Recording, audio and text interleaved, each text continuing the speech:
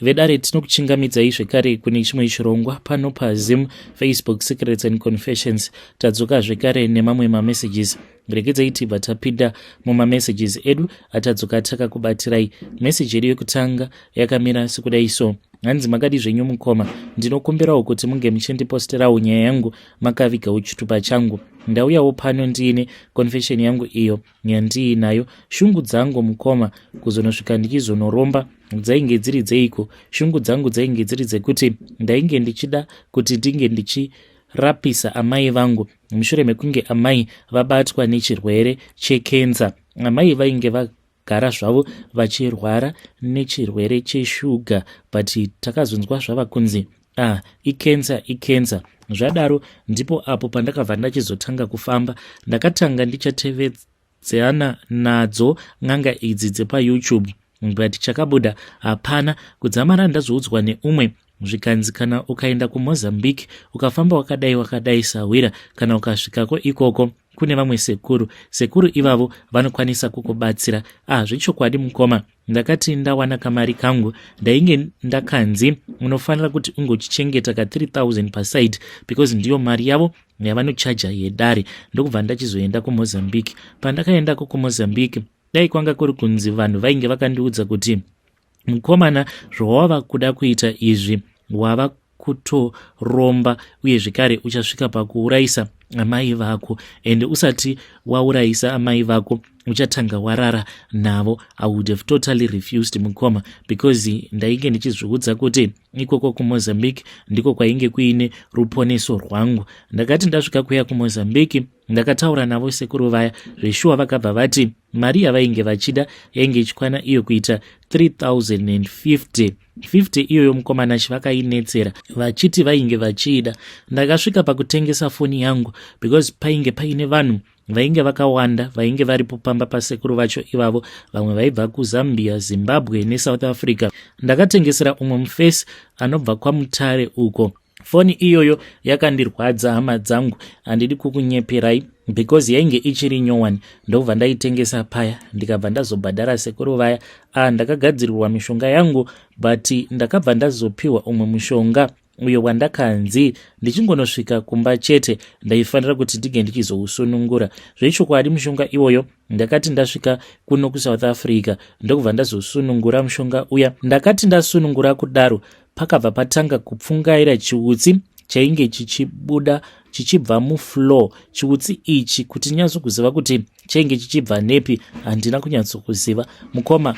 Rumu yose yakazara nechiutsi. Sekuru vaya vakabva vangobudikira from nowhere, vakabva vatanga kutaura neni, vakabva vandiudza mhiko dzangu dzose dzandainge ndichifanira kuti ndinge ndichizadzikisa. Usiku hwacho ihwohwo vakabva vanditi ndaifanira kuti ndinge ndichizorara ndakakwidibira kadhishi keplastic. Ndikati zvino zvandisina, vakatonditi unofanira kuti unge uchitenga kadhishi, munoona tumadhishi tuya twatinoshandisa pakugeza maoko, ndiko kadhishi kavakazoti ndinge ndichitenga.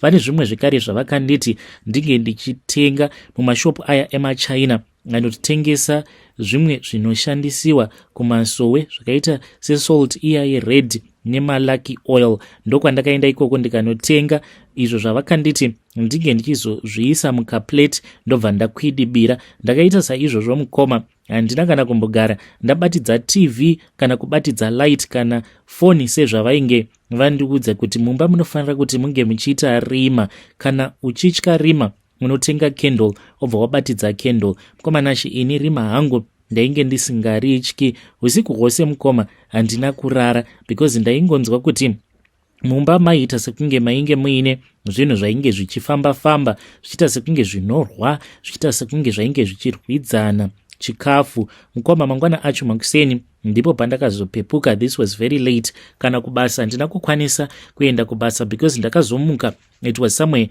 kuma past 8. Mukomanashi pandakamuka ndakati ndichinovhura dhishi riya, hana yangu yakarova, ndikakarasira kure kadhishi kaya. Ndainge ndava kutokwakuka nemufaro, ndainge ndichifara zvisingaiti, because ndakabva ndaona kuti mainge muine chitutu chemari. Pandakaverenga mari iyoyo it was 61,000 rands.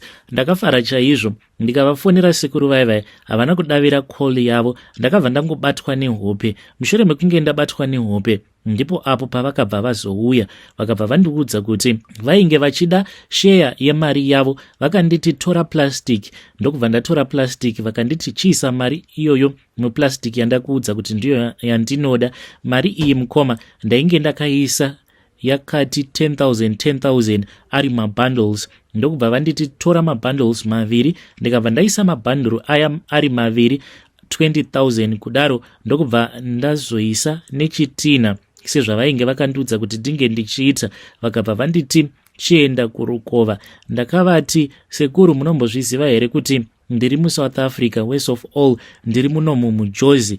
Mari iyi hakuna kana kuri kwandinomboenda nayo. Kana vanhu vakangozviona chete kuti ndine mari, ndinokatorerwa kamari aka, because kubva kulocation kwandinogara kuti ndinge ndichienda kunorasa mari iyi kune kamwe karukova kari padhuze nepalocation, tinofanira kutoti tinge tichitodarika nepane chimwe chibridge uye zvekare nekamwe kasango. Saka ikoko mukomanashi vanhu vanotozviziva kutoti kunotobatwa munhu ngunzu ikoko. Vakabva vanditi ndichange ndichifamba newe, ndinenge ndichikuchengetedza sezvakaita Mwari nevana vaIsraeri. Then ndikabva ndazoenda kuya mukoma. Handina kana chakashata chandakasangana nacho. Ndakasvika kuya ndokubva ndakanda chipepabheki chiya ndikadeketerera sezvandainge ndakaudzwa navo sekuru vaya. Ndokubva ndadzoka zvangu kulocation. Asi mari inovava mukomanashi. Pandakadzoka ndakanotaura neumwewo muZulu uyo wandainge ndakangogara ndichida kubva zvandainge ndakapinda muno muJoni. Ndakataura naye ndikabva ndamuudza kuti ndaikwanisa kumupa 2,000 around. Akabvuma, akavhunduka, akabva ati inhema. Ndikamuti uya handeikumba. Akanditi kwete ndipe 20. Ndikabva ndamuti kukakana ndikakupa ukanditiza. Ndikabva ndazomupa 500. Ndikamuti 1.5 ndichakupa. Takazosvika kumba akabva andikumbira kuti tinge tichiita maround matatu, which means kuti ndakazomupa 6,000. After that ndipo pandakazotsvaka hembe ndokubva ndakwira bhazi ndikadzoka zvangu kumusha. Amai vangu mukoma ndakasvika vachirwara zvisingaite, ende ndikabva ndazoti amai ndainge ndichida kuti vange vachiendeswa kunana chiremba.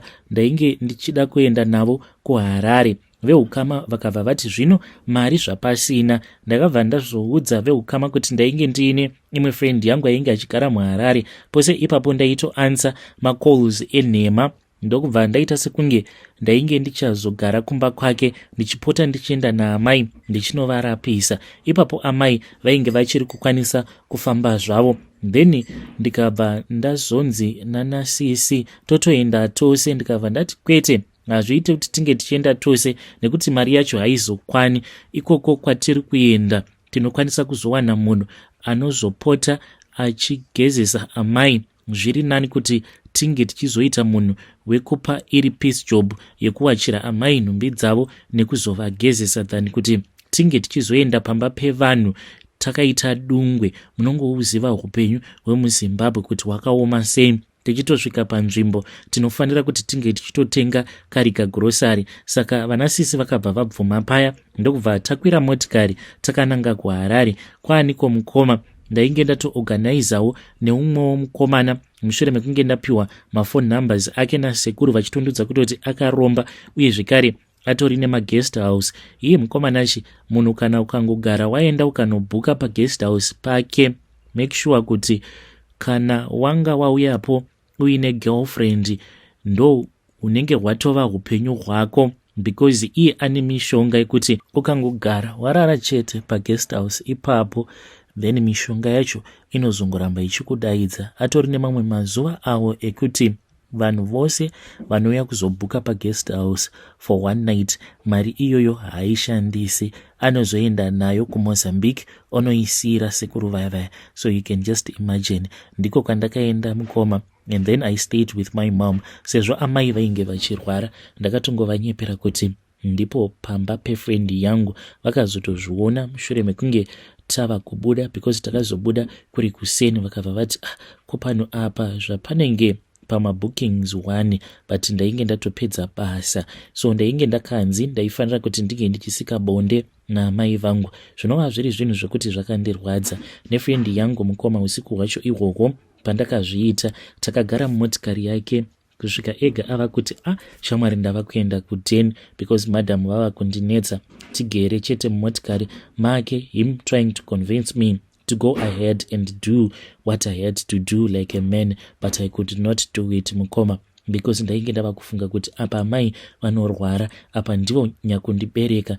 Friend yangu iye akabva andiudza kuti paakaenda kuMozambique he had to do things that were even worse and I had to do what a man had to do. So mukoma akabva azonditi shamwari ndava kuenda kumba.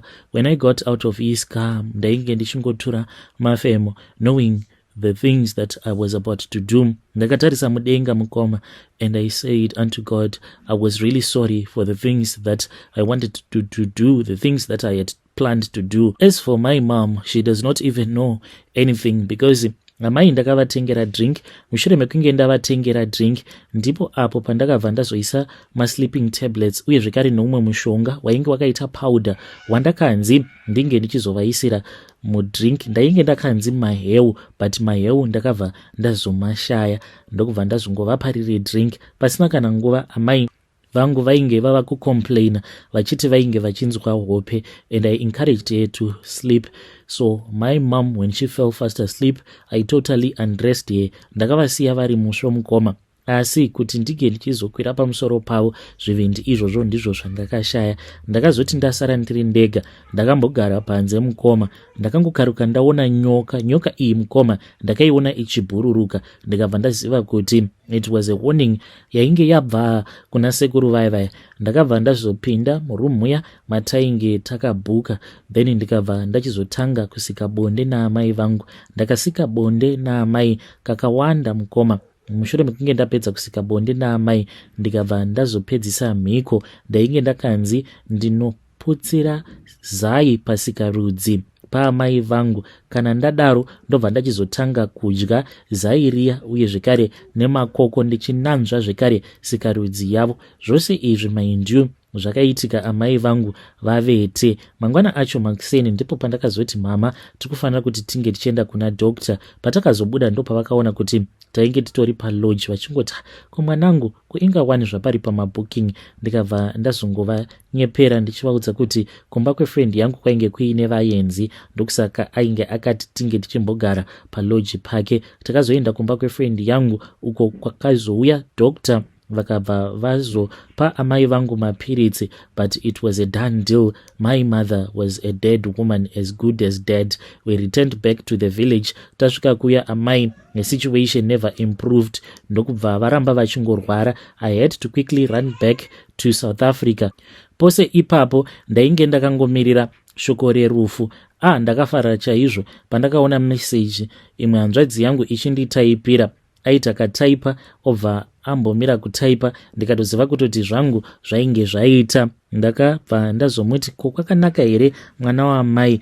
Akabva angoisa voice note achichema. Ndakafara chaizvo mukomanashi, ndokubva ndazomuudza kuti aisafanira kuti ange achichema even though amai vainge vashaika, but amai vedu vainge vakanyanyisa kurwara zvekuti vanhu vazhinji vainge vava kungoti dai vachizorora zvavo nekuti vainge vanyanyisa kurwara. So ndo pandakabva ndazodzokera kumusha mukoma. Ndakachema amai vangu ndikaviga amai vangu ndokubva ndadzoka kuno kuSouth Africa. Ndiko Kuromba uko kwandakaita. Zvinova zviri zvinhu zvekuti zvakandirwadza kusvika pari zvino koma moyo wangu unongogara uchingorwadza.